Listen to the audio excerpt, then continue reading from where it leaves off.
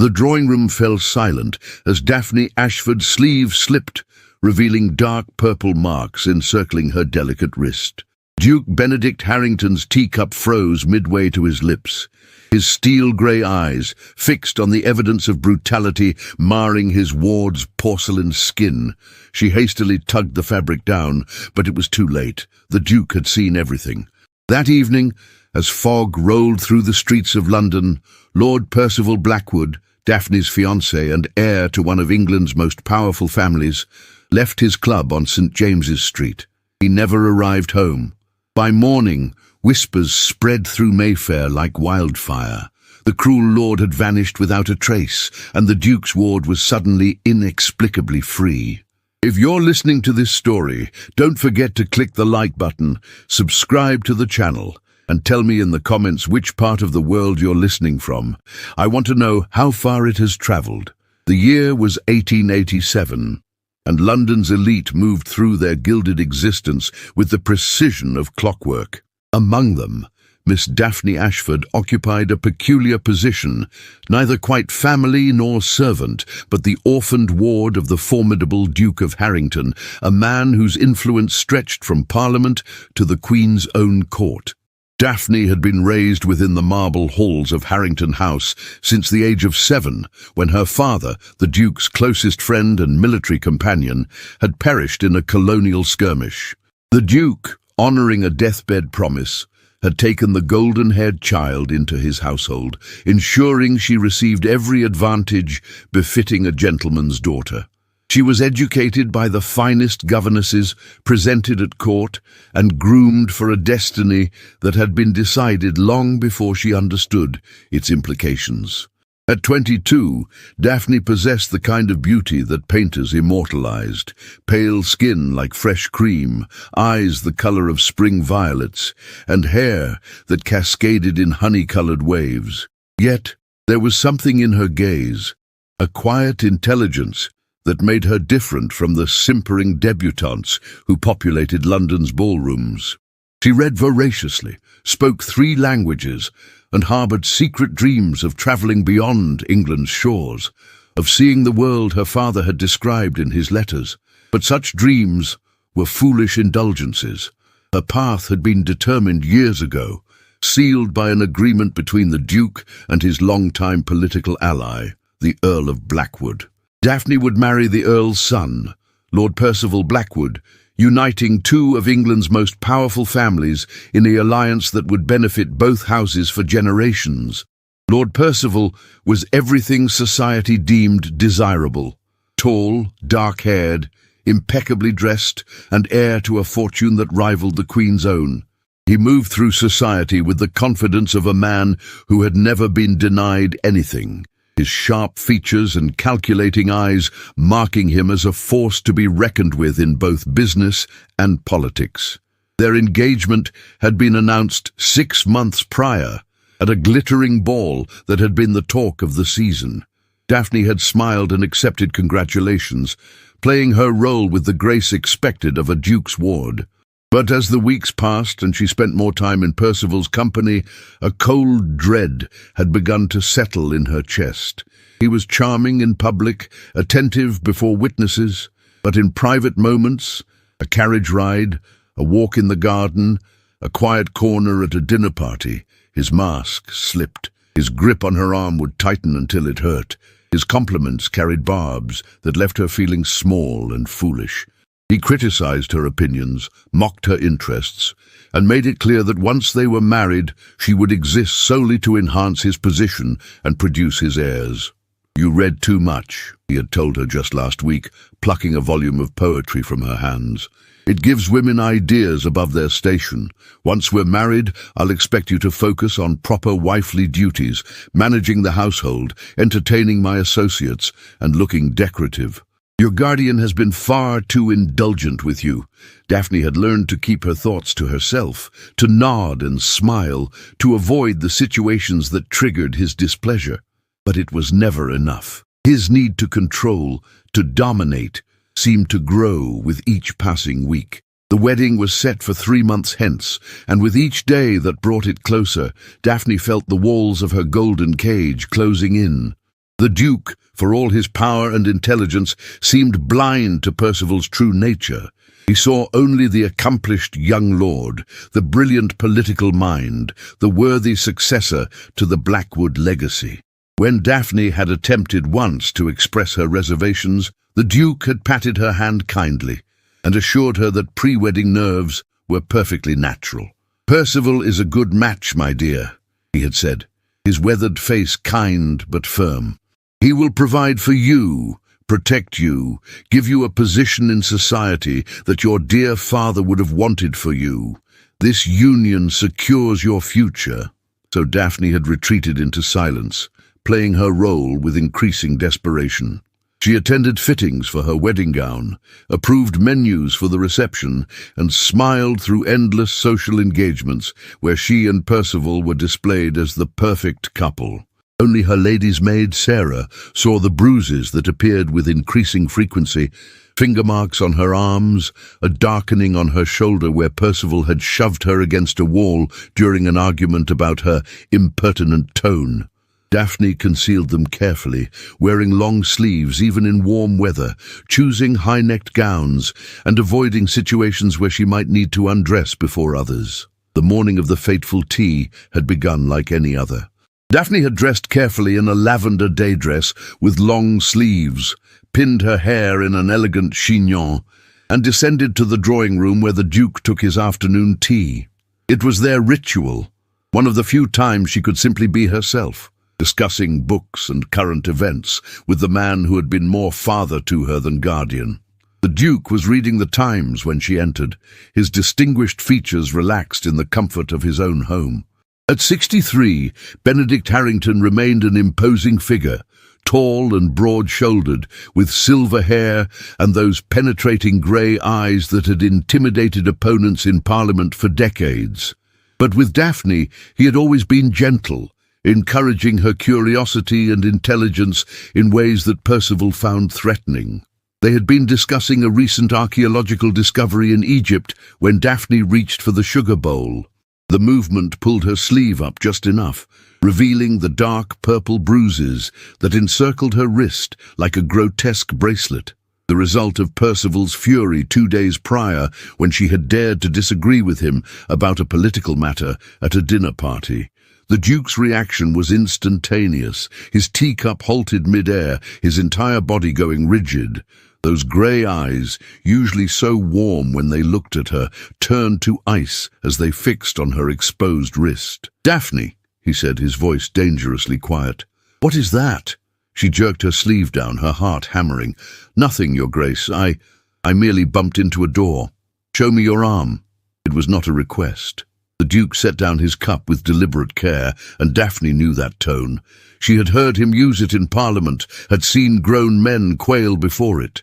Slowly, her hands trembling, she pushed back her sleeve. The bruises were worse in full light, deep purple and yellow, the clear imprint of fingers that had gripped with vicious intent. The Duke's face transformed into something she had never seen before, a cold fury that made the temperature in the room seem to drop. "Who did this to you?" Though he surely knew. "Tell me the truth." Daphne's composure finally cracked. Tears spilled down her cheeks as the words she had held back for months came pouring out. Percival's cruelty, his controlling nature, his escalating violence. The Duke listened in terrible silence, his hands clenched into fists, a muscle working in his jaw. When she finished, he stood, his full height suddenly intimidating even to her. "You will not marry that man," he said, his voice like iron. "I will handle this matter. You have my word, Daphne. Lord Percival Blackwood will never lay hands on you again." That night, as fog rolled through London streets, Lord Percival Blackwood vanished, and Daphne's life would never be the same. The morning after Percival's disappearance, London awoke to scandal. Servants whispered in kitchens, society matrons clutched their pearls over breakfast, and newsboys shouted headlines that sent shockwaves through Mayfair. Lord Percival Blackwood, heir to one of England's most distinguished families, had vanished without a trace after leaving his gentleman's club on St. James's Street. The Earl of Blackwood arrived at Harrington House before noon, his face mottled with rage and barely concealed panic. Daphne watched from the top of the stairs as the Duke received him in the study, their raised voices carrying through the heavy oak door. She caught fragments.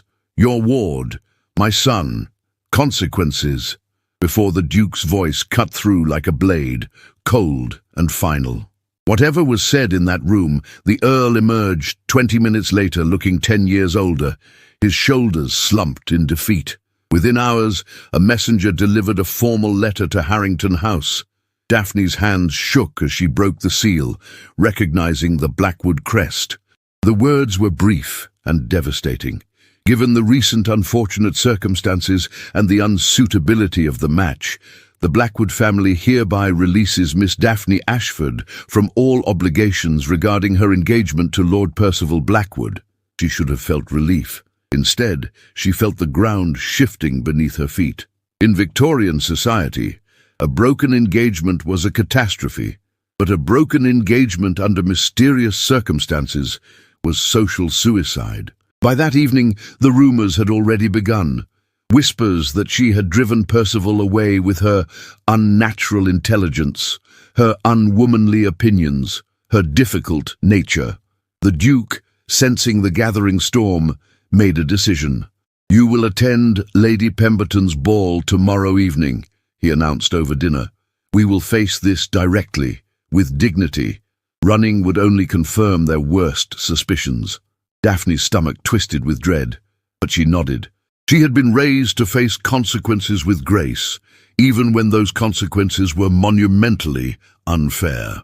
Lady Pemberton's annual ball was one of the season's most prestigious events, held in a Belgravia mansion that glittered like a jewel box. As Daphne ascended the marble staircase on the Duke's arm, wearing a gown of ice-blue silk that made her look ethereal and untouchable, she felt hundreds of eyes turn toward her. The whispers started immediately, a rustling susurrus that followed her like a shadow.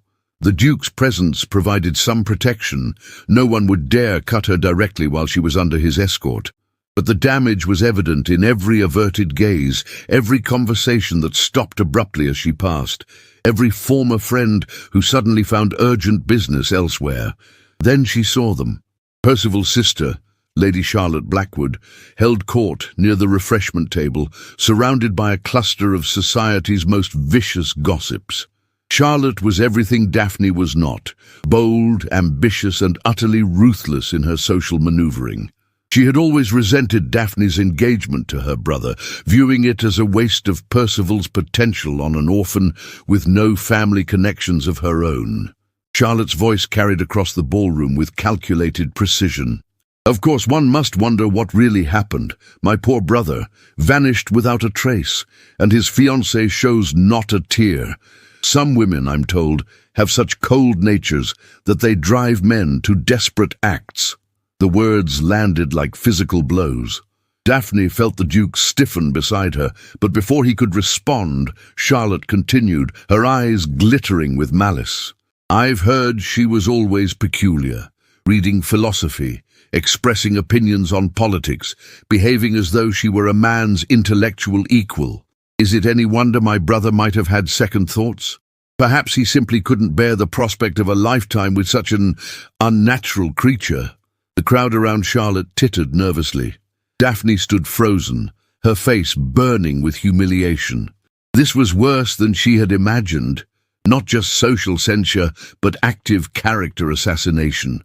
Charlotte was painting her as a monster, a woman so fundamentally flawed that she had driven her fiancé to disappear rather than marry her.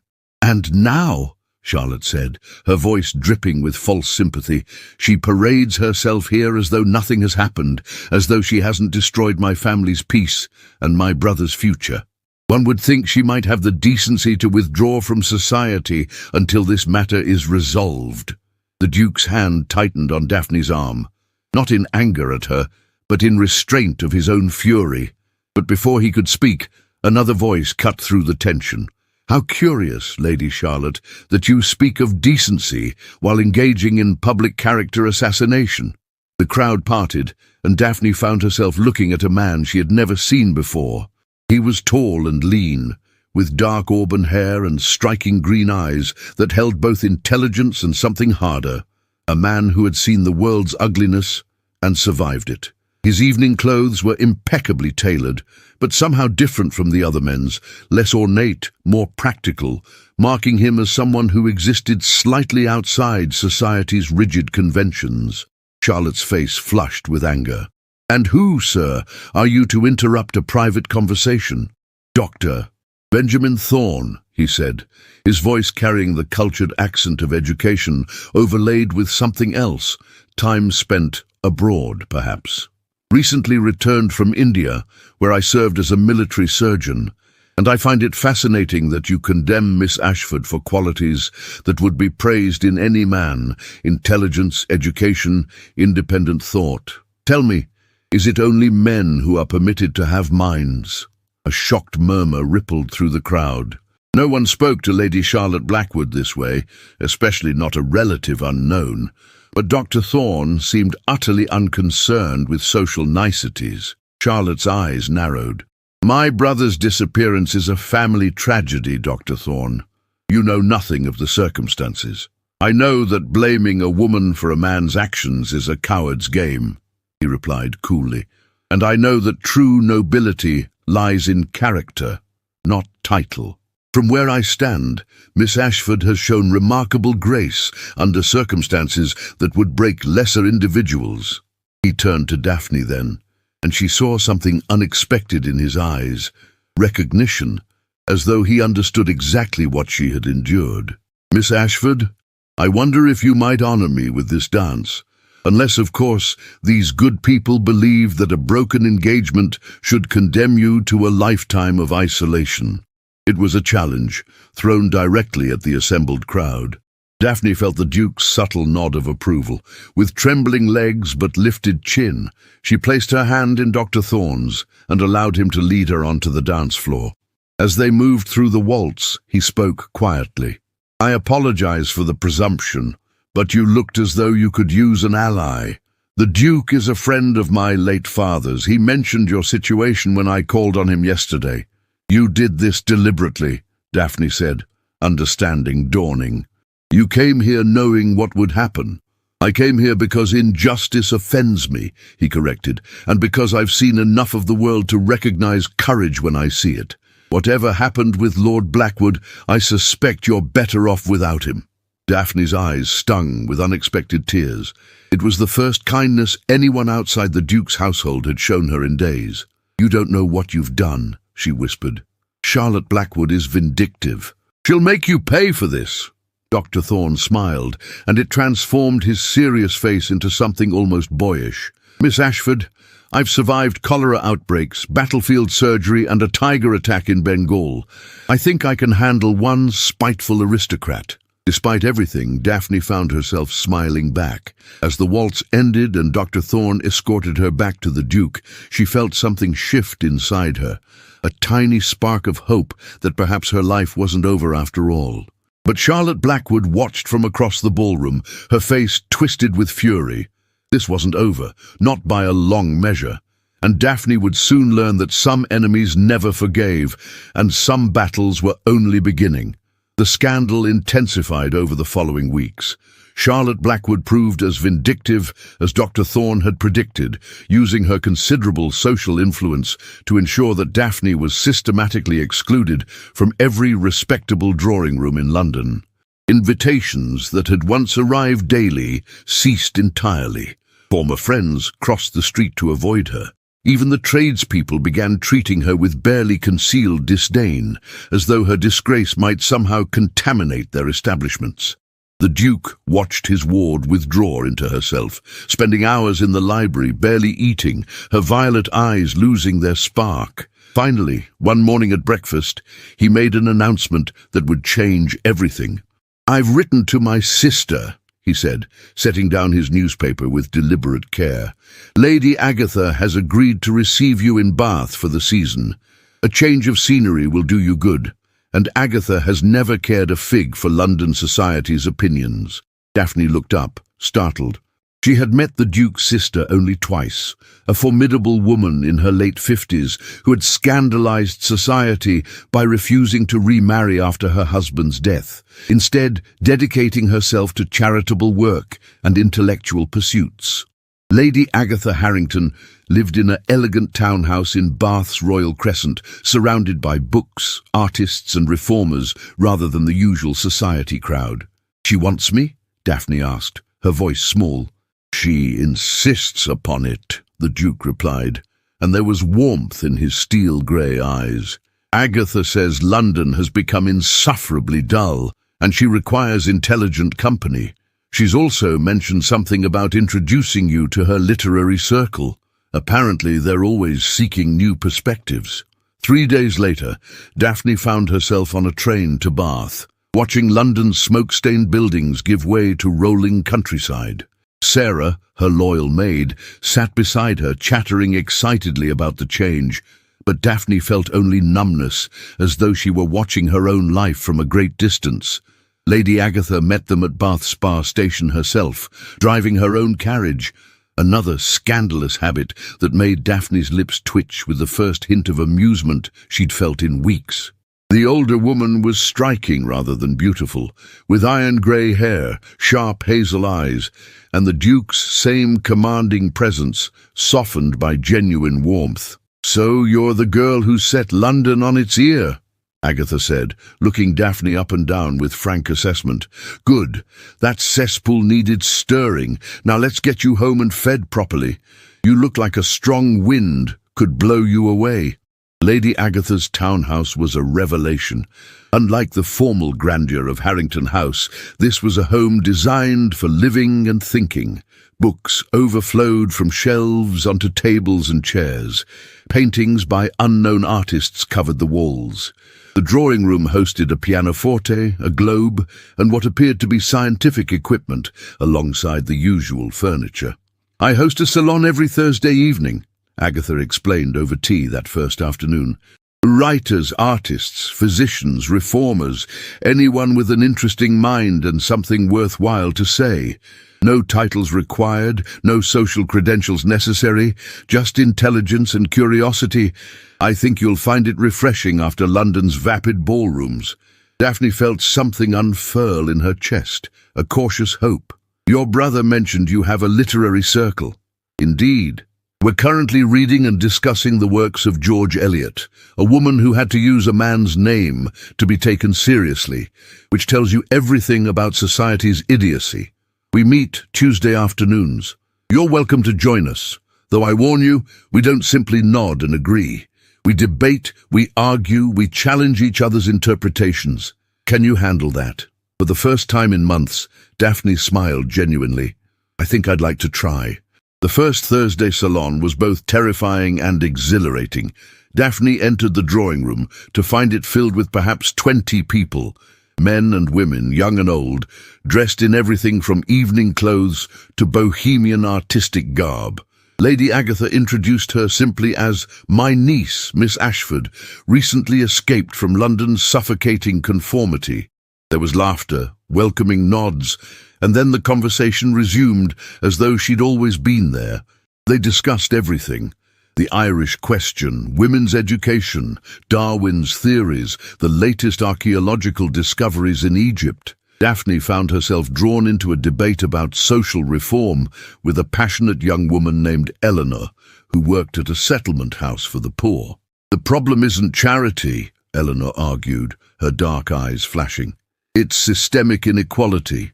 We need education, fair wages, political representation, not just wealthy ladies distributing baskets." "Oh, but surely immediate relief matters while we work toward larger change," Daphne countered, surprising herself with her boldness.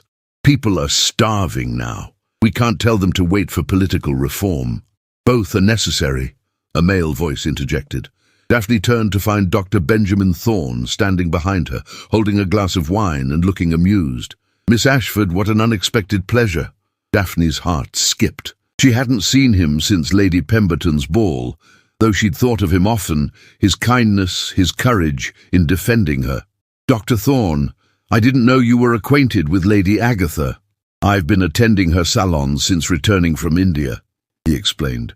"Your aunt is one of the few people in England who values experience over pedigree. She's been kind enough to let me present some of my research on tropical diseases." "Benjamin is being modest," Agatha said, appearing at Daphne's elbow. "His work on cholera prevention has saved countless lives. He's also been instrumental in establishing a free clinic for Bath's poor, something the city's more respectable physicians consider beneath them." As the evening progressed, Daphne found herself in conversation after conversation that challenged and stimulated her mind in ways she'd never experienced. No one asked about her broken engagement or Percival's disappearance. No one treated her as damaged goods or a social pariah. Here, she was simply Daphne, a young woman with thoughts and opinions that mattered. Dr. Thorne seemed to appear at her side repeatedly throughout the evening, their conversations ranging from literature to medicine to his experiences in India. He spoke of the poverty he'd witnessed, the diseases he'd fought, the beauty and complexity of a culture so different from England's rigid society. "You speak of India with such passion," Daphne observed. "Do you miss it?"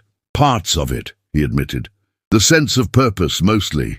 In the military hospitals, your value was determined by your skill and dedication, not your family name or social connections. It was liberating." "I think I understand that feeling," Daphne said softly. "Or at least I'm beginning to." Their eyes met, and something passed between them, recognition, understanding, the beginning of connection. But before either could speak further, Agatha called for attention, announcing that a local poet would read from his latest work. The Tuesday literary circle proved equally transformative. 6 women gathered in Agatha's morning room, ranging from a widow in her 70s to a young governess barely older than Daphne. They dissected Middlemarch with fierce intelligence, debating Dorothea's choices, Lydgate's failures, and Eliot's commentary on society's constraints. "Dorothea's tragedy is that she has the soul of a reformer, but no outlet for her passion," said Mrs. Fletcher, the elderly widow. "Society offers her only marriage and charity work, both ultimately limiting. But she chooses poorly," the governess Miss Peters argued. "She romanticizes Casaubon, seeing what she wants rather than what he is." "It's a warning about the dangers of idealism, or a commentary on how little choice women actually have," Daphne heard herself say. She's 20, sheltered, told that marriage is her only path to meaningful life. How can she choose wisely when she's been given no tools for judgment, no experience of the world? The room fell silent, and Daphne feared she'd overstepped. Then Mrs. Fletcher smiled. "Precisely. And that, my dears, is why education for women matters so desperately. We cannot make good choices without knowledge and experience." As weeks passed, Daphne felt herself transforming. The constant fear that had characterized her final months with Percival began to fade. Her appetite returned. She laughed again. She discovered that she had opinions on everything from architecture to zoology, and that people actually wanted to hear them. Dr. Thorne became a regular presence in her life. He attended every salon, often arriving early or staying late, finding reasons to speak with her. He brought her books from his own collection, invited her to tour his clinic, and listened to her thoughts with genuine interest, rather than Percival's patronizing tolerance. One afternoon, as they walked through Bath's Royal Victoria Park, he spoke of his future plans. "I'm considering establishing a teaching hospital," he said. "Somewhere that trains physicians in modern techniques while providing care to those who can't afford private doctors. Your aunt has offered to help with funding and connections." "It sounds wonderful," Daphne said, meaning it. "You could change so many lives." "I hope so." He paused, then added quietly, "I've seen too much suffering that could be prevented with proper knowledge and care. In India, I watched children die of diseases we know how to treat simply because their families couldn't pay. It's unconscionable." Daphne looked at him, truly looked, and saw not just kindness but purpose, integrity, a man who measured his worth by his contributions rather than his title. He was everything Percival had pretended to be, but never was. "You're staring," he said, a smile playing at his lips. She blushed, but didn't look away. "I was thinking that you're rather remarkable, Dr. Thorne. Benjamin," he corrected gently. "And I think you're rather remarkable yourself, Miss Ashford. You've survived something that would have broken most people, and you're not just surviving, you're flourishing. That takes extraordinary strength." As they walked back toward Royal Crescent, Daphne felt something she hadn't experienced in years. Genuine happiness, and the thrilling possibility that her life might hold more than she'd ever imagined. 3 months in Bath had transformed Daphne in ways she could never have anticipated. The pale, frightened girl who had arrived at Lady Agatha's doorstep had blossomed into a confident young woman with purpose and direction. She had begun volunteering at Benjamin's clinic twice weekly, assisting with patient records and discovering an unexpected aptitude for medical organization. The work was meaningful, challenging, and utterly fulfilling in ways that planning tea parties and embroidering pillowcases had never been. Her relationship with Benjamin had deepened into something neither of them had explicitly named, but both clearly felt. They spent hours in conversation, their minds meeting with an ease that felt both natural and extraordinary. He valued her intelligence, sought her opinions, and treated her as an equal partner in discussions ranging from medical ethics to social reform. When he looked at her, she saw respect, admiration, and something warmer that made her heart race. Lady Agatha watched their growing attachment with satisfaction. "That boy has been alone too long," she told Daphne one morning. "He needs someone who can match his mind and share his purpose. And you, my dear, need someone who sees your strength rather than fearing it." Then came the letter from the Duke. London's Royal Society of Medicine was hosting its annual gala, a prestigious event combining scientific presentation with social celebration. Benjamin had been invited to present his research on cholera prevention, and the Duke suggested that Daphne accompany Lady Agatha to support him. "It's time," the Duke wrote, "for London to see what you've become. Let them witness your transformation, and let them choke on their previous judgments." Daphne's first instinct was refusal.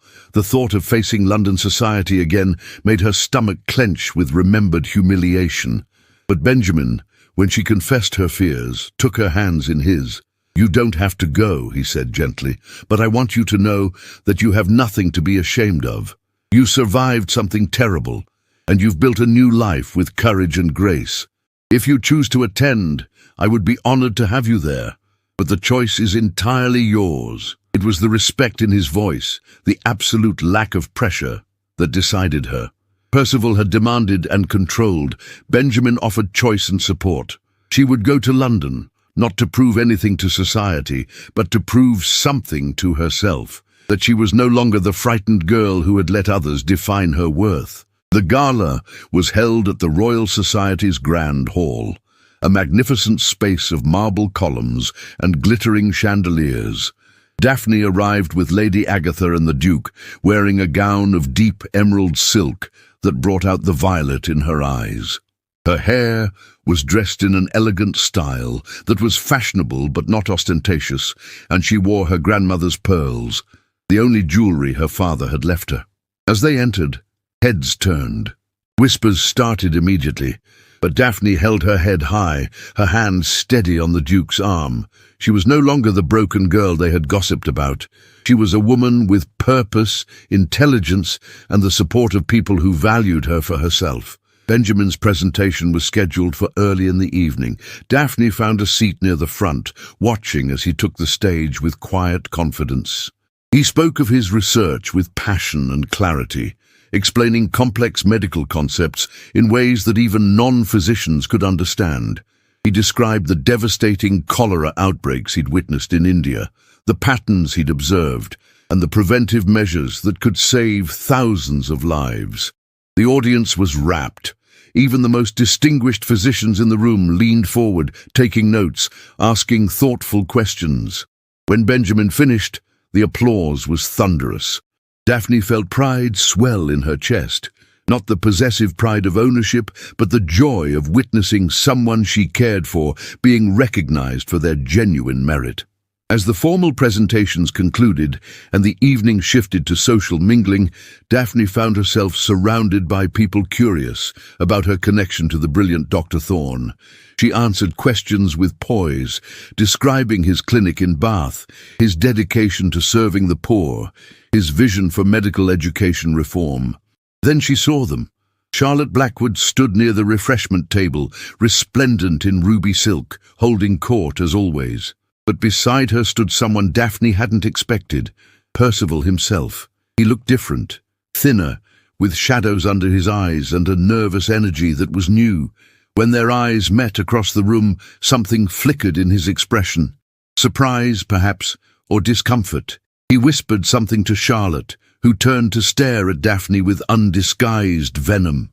Benjamin appeared at Daphne's side, as though sensing her distress. "Are you all right?" he asked quietly. "He's here," she whispered. "Percival, he's alive." Benjamin's jaw tightened, but his voice remained calm. "Then let him see what he lost. Let him see the woman you've become without him." Charlotte was already moving toward them, Percival trailing reluctantly behind. The crowd parted, sensing drama, and suddenly Daphne found herself face to face with her former fiancé for the first time since his mysterious disappearance. "Miss Ashford," Charlotte said, her voice dripping with false sweetness, "how unexpected to see you here. I thought you'd retired permanently to Bath after your difficulties." "Lady Charlotte," Daphne replied, her voice steady despite her racing heart. "Lord Blackwood, I'm pleased to see you well. Your disappearance caused quite a stir." Percival shifted uncomfortably. Up close, Daphne could see the changes in him more clearly, the haunted look in his eyes, the way his hands trembled slightly. Whatever had happened during his absence, it had marked him. "Yes, well," he said, his voice lacking its former arrogance. "There were circumstances, family matters that required my immediate attention abroad." "How convenient," Benjamin said, his tone pleasant, but his eyes hard. "Family matters that coincidentally arose the very night you were meant to answer for your treatment of Miss Ashford." Charlotte's face flushed with anger. "How dare you imply—" "I imply nothing," Benjamin interrupted smoothly. "I merely observed that Lord Blackwood's sudden departure spared him a rather uncomfortable conversation with the Duke of Harrington. A conversation that, I understand, would have involved certain bruises and their origins." The crowd around them had gone silent, straining to hear every word. Percival's face went white, then red. "You know nothing of the matter," he said, but his voice lacked conviction. "I know that Miss Ashford has flourished in your absence," Benjamin replied. "She's become an invaluable asset to my clinic, demonstrating organizational skills and compassion that benefit dozens of patients weekly. She's a respected member of Lady Agatha's intellectual circle, contributing insights that challenge and enlighten some of Bath's finest minds. In short, she's become everything she was always capable of being, once freed from your diminishing influence." Daphne stared at Benjamin, her heart swelling. He wasn't defending her as though she were fragile or needed protection. He was simply stating facts, presenting her accomplishments as the evidence they were of her worth. Charlotte's eyes narrowed dangerously. How touching. The orphan ward has found herself a knight in surgeon's clothing. "Tell me, Dr. Thorne, does your noble defense stem from genuine admiration or merely from the prospect of marrying into the Duke's fortune?" The insult hung in the air like poison, but before Benjamin could respond, Daphne stepped forward, her voice clear and strong. "Dr. Thorne's defense stems from his character, Lady Charlotte. Something you might not recognize, given your own deficiency in that area. He values people for their minds and hearts, not their bank accounts or titles. It's a revolutionary concept, I know, but some of us have evolved beyond viewing human beings as mere assets to be acquired." Gasps rippled through the crowd. No one spoke to Charlotte Blackwood this way, but Daphne was no longer afraid. She had survived worse than social censure, and she had found her voice. Charlotte's face twisted with rage, but before she could respond, another voice cut through the tension.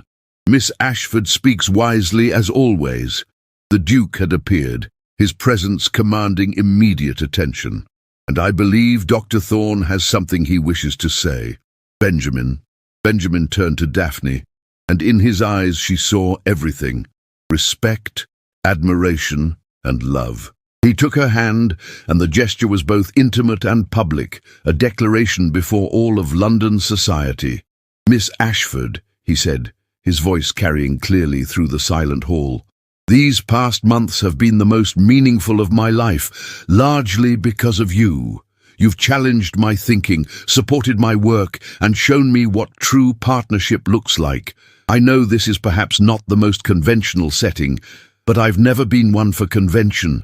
Would you do me the extraordinary honor of becoming my wife?" The room erupted in shocked murmurs.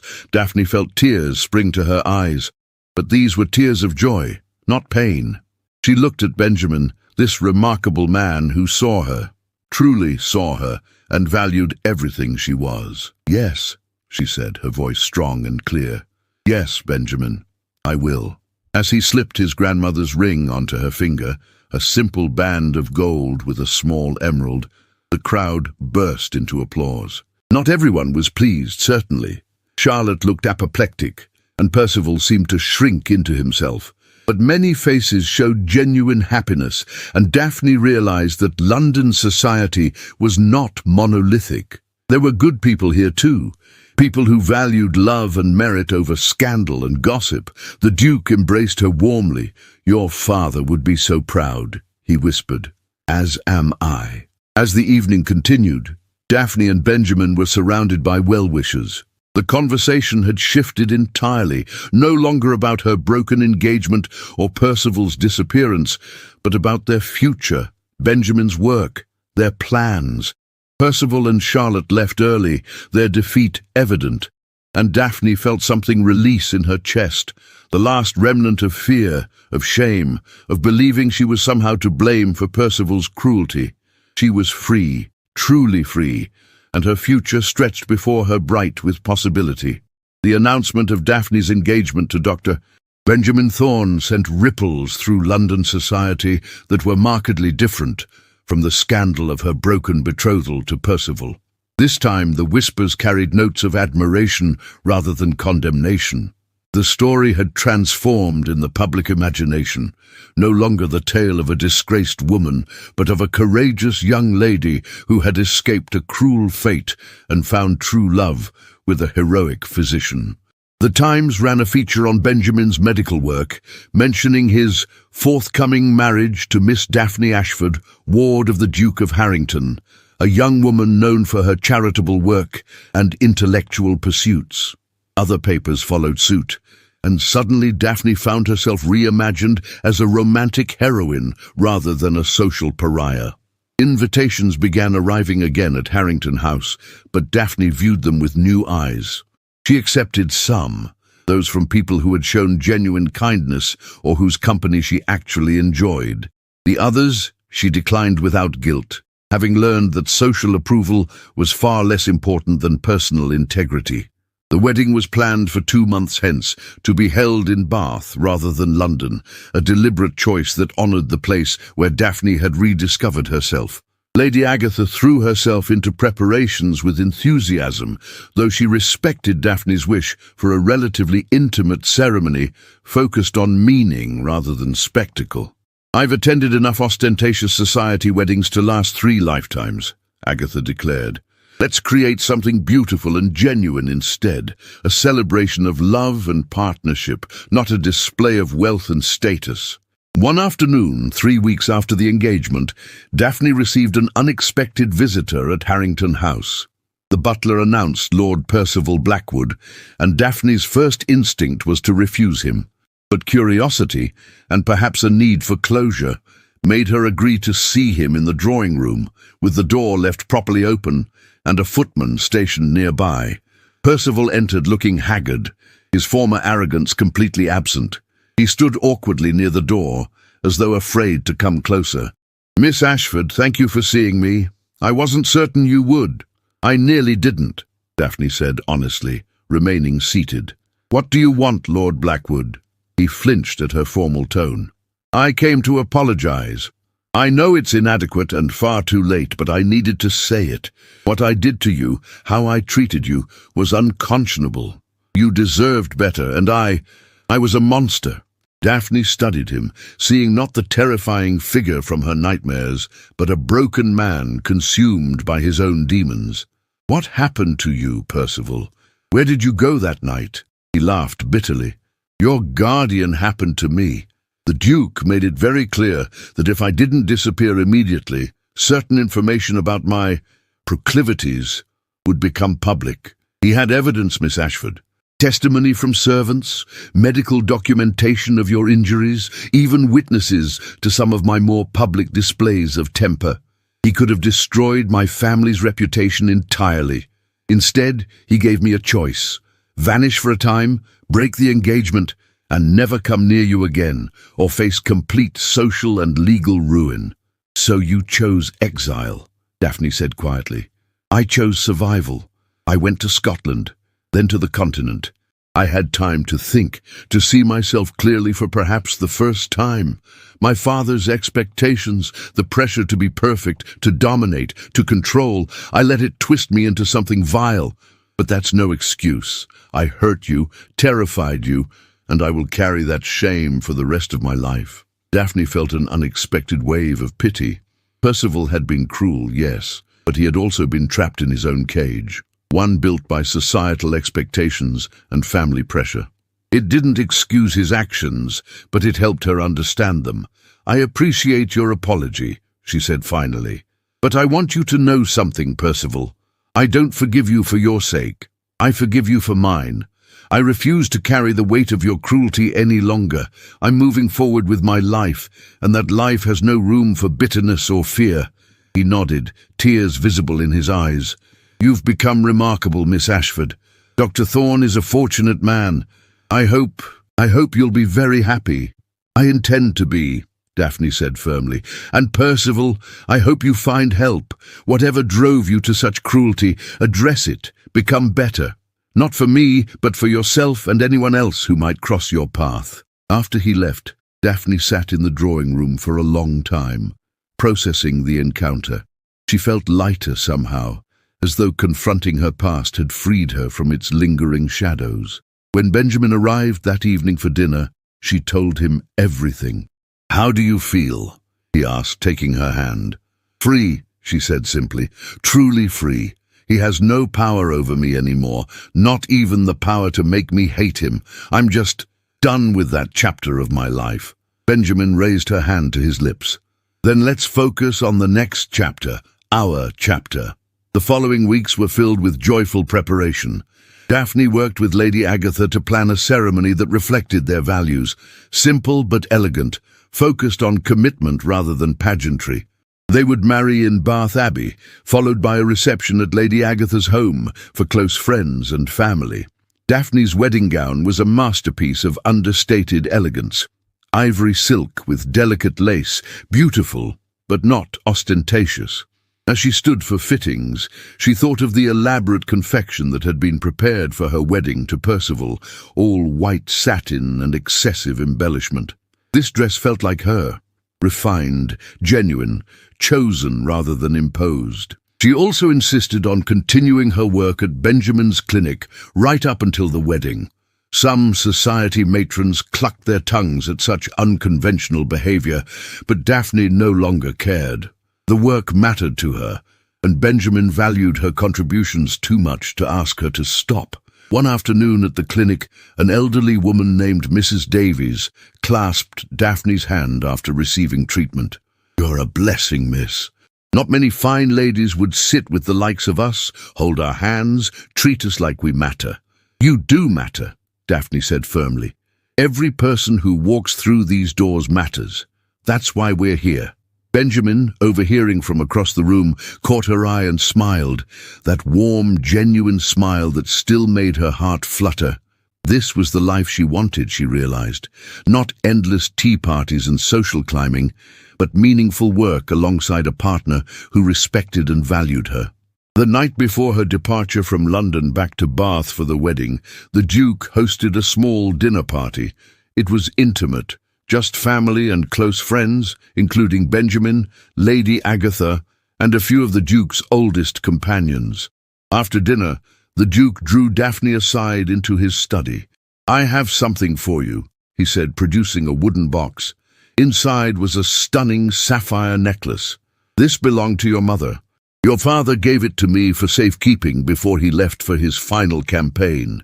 He wanted you to have it when you married." Daphne's eyes filled with tears. "I didn't know he'd left anything else. He left you his courage, his integrity, and his kind heart," the Duke said gently.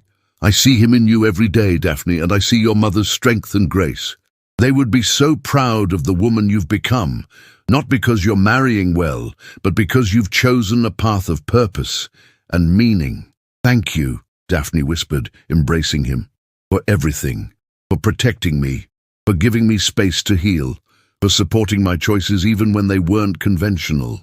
"You've never been conventional, my dear," the Duke said with a chuckle. "That's what makes you extraordinary." Now about that night, Percival disappeared. "I don't need to know," Daphne interrupted gently. "Whatever you did, whatever happened, I trust it was necessary, and I'm grateful. You saved my life in every way that matters." The Duke's eyes were suspiciously bright. "You've become the daughter I never had, Daphne. Your happiness means everything to me." The journey back to Bath felt different this time. Daphne watched the countryside roll past, but instead of feeling like she was fleeing, she felt like she was returning home. Bath had become her sanctuary, the place where she'd rediscovered herself and found her future. Lady Agatha's house was a flurry of activity when they arrived. Flowers were being arranged, the cook was preparing the wedding breakfast, and friends kept stopping by with gifts and good wishes. Eleanor from the salon brought a beautiful leather-bound journal. "For recording your adventures," she said with a knowing smile. "Something tells me you and Dr. Thorne will have many worth documenting." The evening before the wedding, the women of Lady Agatha's circle gathered for an intimate celebration. They shared stories, laughter, and wisdom about marriage, partnership, and maintaining one's identity within a union. "The secret," Mrs. Fletcher said, "is to remember that you're not becoming half of a whole. You're two whole people choosing to walk the same path. Never diminish yourself to make a man comfortable." "Benjamin would never ask that of me," Daphne said confidently. "He values my strength, not my compliance." "Then you've chosen well," Lady Agatha said, raising her glass. "To Daphne, may your marriage be a partnership of equals, an adventure of the mind and heart, and a source of joy for all your days." As Daphne prepared for bed that night, she stood at her window, looking out over Bath's elegant crescents and squares. Tomorrow she would marry Benjamin Thorne, and together they would build a life of purpose and meaning. She thought of the frightened girl who had arrived here months ago, broken and ashamed, and marveled at how far she had come. She was no longer defined by what had been done to her, but by what she had chosen to become. And tomorrow she would choose love, partnership, and a future bright with possibility. 6 months had passed since Daphne Ashford became Mrs. Benjamin Thorne, in a ceremony that had been everything she'd hoped for, intimate, meaningful, and filled with genuine love. The wedding in Bath Abbey had been attended by those who truly mattered: the Duke, Lady Agatha, the members of their intellectual circle, and patients from Benjamin's clinic who had insisted on witnessing the union of the two people who had shown them such kindness. Now, as autumn painted the English countryside in shades of amber and gold, Daphne stood in the morning room of their new home in Bath's Lansdowne Crescent, reviewing the accounts for the expanded clinic. Benjamin had secured funding to open a second location in a poorer district, and Daphne had taken on the role of administrator, managing finances, coordinating staff, and ensuring that no patient was ever turned away for inability to pay. "Mrs. Thorne, the supply order from London has arrived," called Mrs. Henderson, their housekeeper, a practical woman in her 50s who ran their household with efficient warmth. Daphne smiled at the name. She still felt a small thrill every time someone called her Mrs. Thorne. Not because she'd lost her identity in marriage, but because she'd chosen this partnership freely, with full knowledge of what it meant. She was still Daphne, still herself, but now she was also part of something larger and more meaningful than she'd ever imagined possible. Their home reflected their values, comfortable but not ostentatious, filled with books and medical journals rather than purely decorative objects. The drawing room served double duty as a meeting space for various reform committees. The dining room regularly hosted dinners for colleagues, reformers and friends from all social classes, something that would have scandalized London society, but was perfectly normal in their progressive Bath circle. Benjamin emerged from his study, medical bag in hand, looking slightly harried but happy. "I'm off to the Avon Street clinic. We're expecting a difficult delivery this afternoon. Mrs. Patterson's fourth child. Will you be able to join me later? She's been asking for you." "Of course," Daphne said, rising to kiss his cheek. "I'll finish these accounts and be there by 2 o'clock. And Benjamin, don't forget we're hosting the Education Reform Committee tonight." He groaned good-naturedly. "How could I forget? Lady Agatha has been reminding me daily. She's determined to establish that women's college, and heaven help anyone who stands in her way." After Benjamin left, Daphne settled back to her work, but her mind wandered to the journey that had brought her here. She thought of the girl she'd been a year ago, trapped, frightened, believing her worth was determined by her ability to please a cruel man and conform to society's expectations. That girl seemed like a stranger now. The transformation hadn't been easy or instantaneous. There had been nightmares in the early months, moments of panic when Benjamin raised his voice in excitement and she'd flinched instinctively. But Benjamin had been patient, understanding, never making her feel weak for her fears. Slowly, she'd learned to trust again, not blindly but wisely, choosing to believe in someone who had proven himself worthy of that trust. A knock at the door interrupted her thoughts. Mrs. Henderson showed in Eleanor, her friend from Lady Agatha's salon, looking excited and slightly dishevelled. "Daphne, you'll never believe it. The City Council has agreed to fund the settlement house expansion. We'll be able to offer evening classes for working women, childcare for mothers who need to work, and a proper medical clinic. Your husband's presentation on public health made all the difference." Daphne embraced her friend warmly. "That's wonderful news. When do you begin?" "Next month. And I was hoping, well, we need someone to coordinate the educational programs, someone with organizational skills, connections to potential teachers, and genuine understanding of what these women need. Someone like you." Daphne felt excitement flutter in her chest. "I'd be honored. Let me discuss it with Benjamin, but I'm certain he'll support it. This is exactly the kind of work I want to do." After Eleanor left, Daphne reflected on how her life had become a tapestry of meaningful work. The clinic administration, the reform committees, and now potentially the settlement house education program. She was using her mind, her skills, her privilege to make tangible differences in people's lives. This was the purpose she'd always sensed was possible, but had never been allowed to pursue. That afternoon at the Avon Street clinic, Daphne held Mrs.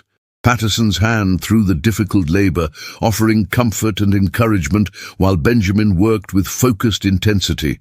When the baby finally arrived, a healthy girl with powerful lungs, Mrs. Patterson wept with relief and gratitude. "You're an angel, Mrs. Thorne," she said, clutching Daphne's hand. "Both of you.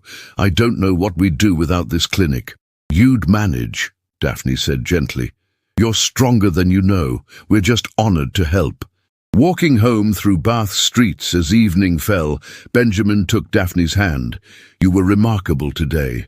Mrs. Patterson's fear was making the labor more difficult, but your presence calmed her. You have a gift for this work, Daphne." "I love it," she admitted. "Is that strange? To love sitting with laboring women and managing clinic accounts and arguing with city officials about public health funding?" "It's not strange at all," Benjamin said, pulling her close. "It's who you are, someone who finds purpose in service and meaning in making the world better. It's one of the 1,000 reasons I love you." That evening's Education Reform Committee meeting was lively and productive. Lady Agatha presented her detailed proposal for a women's college in Bath, complete with curriculum plans, funding strategies, and a list of potential instructors. The debate was spirited, with Daphne contributing ideas about making education accessible to women from all social classes, not just the wealthy. Education shouldn't be a privilege of birth, she argued passionately. If we truly believe women deserve intellectual development, we must create pathways for working-class women too, evening courses, scholarship programs, childcare support. Spoken like a true reformer, Lady Agatha said with approval. You've come a long way from the timid girl who arrived on my doorstep, my dear. After the guests departed, Daphne and Benjamin sat together in their drawing room, her head on his shoulder, his arm around her waist. The fire crackled softly, and outside, Bath's elegant streets were quiet under a canopy of stars. Are you happy? Benjamin asked softly. Daphne considered the question seriously. More than I ever imagined possible. A year ago, I thought my life was over, that I'd failed at the only thing women were supposed to do successfully. Now I realize that wasn't failure at all. It was escape. Percival's cruelty freed me from a life that would have slowly suffocated everything I am. I received a letter today, Benjamin said carefully, from London. Apparently Percival has entered a sanitarium in Switzerland. His family is calling it a rest cure, but the implication is that he's seeking treatment for his violent tendencies. Daphne absorbed this information quietly. I hope he finds healing, she said finally. Not for my sake, but for his own, and for anyone else who might have suffered from his inability to control his cruelty. People can change if they truly want to. You're remarkably compassionate, considering what he put you through. I'm not compassionate for his benefit, Daphne clarified. I'm compassionate for mine. Holding on to hatred would poison my happiness, and I refuse to give him that power over me. He's part of my past, but he doesn't define my present or my future. Benjamin kissed her forehead. You're extraordinary, Daphne Thorne. We're extraordinary together, she corrected. That's the difference.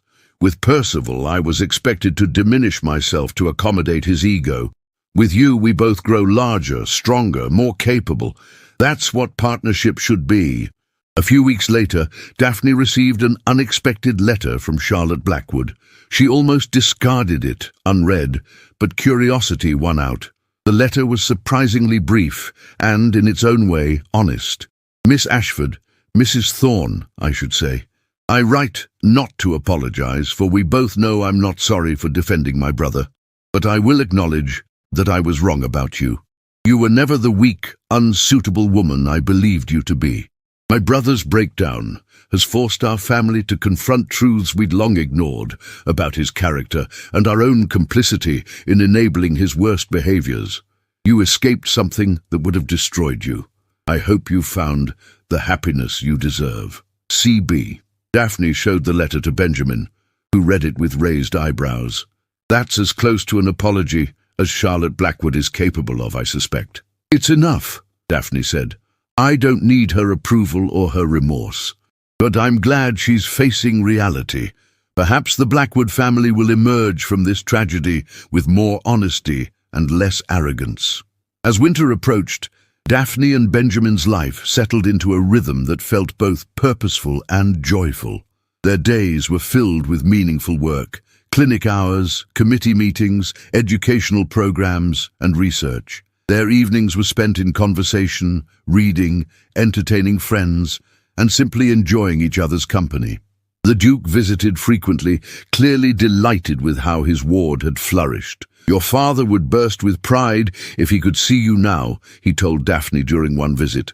Not because you married well, though Benjamin is a fine man, but because you've become exactly who you were meant to be. You're making a real difference in the world, my dear. One crisp December morning, as Daphne reviewed applications for the Settlement House education program, she came across a name that made her pause. Miss Sarah Winters, her former lady's maid, who had been with her through the darkest days with Percival. Sarah had written a heartfelt letter expressing her desire to learn to read and write properly, to better herself and perhaps one day work in a school or hospital. Daphne immediately wrote back, offering Sarah not just a place in the program, but also assistance with living expenses and a promise of employment once she completed her studies. When they met again weeks later, Sarah wept with gratitude. "You've given me hope, Mom," Sarah said. "Just like you found your own way forward, you're helping others find theirs." That evening, Daphne stood at her bedroom window, watching snow begin to fall over Bath's beautiful crescents. Benjamin came up behind her, wrapping his arms around her waist. "What are you thinking about?" he asked. "About how strange life is," she said softly. "A year ago, I was trapped in a nightmare, believing I had no choices and no future. Now, I have more freedom, purpose, and happiness than I ever dreamed possible. Sometimes I wonder if I'm the same person who stood in that drawing room with bruises on her wrists, terrified and ashamed." "You're not the same person," Benjamin said. "You're who that person became when given the chance to grow, to heal, to choose her own path. You're the woman you always had the potential to be, once you were free to become her." Daphne turned in his arms, looking up at the man who had seen her worth when she'd forgotten it herself. "I used to think freedom meant escaping constraints," he said. "Now I understand it means choosing your own constraints, choosing the work that matters, the relationships that nurture, the life that reflects your values. I'm constrained by my commitments to the clinic, the settlement house, our community. But I chose these constraints, and that makes all the difference. To choosing wisely," Benjamin said, kissing her gently, "and to blooming exactly where we've planted ourselves." As snow continued to fall outside, Daphne reflected on the truth she'd learned through pain and transformation. That sometimes the worst thing that happens to you becomes the doorway to the best thing that could happen. Percival's cruelty had freed her from a life of suffocating conformity. His disappearance had given her space to discover who she truly was, and his absence had made room for Benjamin, for real love, genuine partnership, and a life of meaning and purpose. She was no longer the Duke's ward, no longer defined by her broken engagement or her traumatic past. She was Daphne Thorne, physician's wife, clinic administrator, education reformer, and a woman who had learned that true freedom comes not from having no constraints, but from choosing which constraints to embrace in service of a life worth living. And she had never been happier. As Daphne and Benjamin's story reminds us, sometimes the darkest moments in our lives become the catalyst for our greatest transformations. True strength isn't found in never falling, but in rising with grace and choosing to build something beautiful from the ruins of what we thought our lives should be. If this story touched your heart, please take a moment to like this video and subscribe to the channel for more tales of courage, resilience, and the transformative power of choosing your own path. I'd love to hear from you in the comments. Tell me which part of this journey resonated most with you and share where in the world you're listening from. Your stories and perspectives make this community truly special. Remember, no matter what constraints you face, you always have the power to choose how you respond, who you become, and what kind of life you build. Like Daphne, you can bloom exactly where you choose to plant yourself. Thank you for listening, and until next time, may you have the courage to choose freedom, the wisdom to recognize true partnership, and the strength to build a life that reflects your deepest values.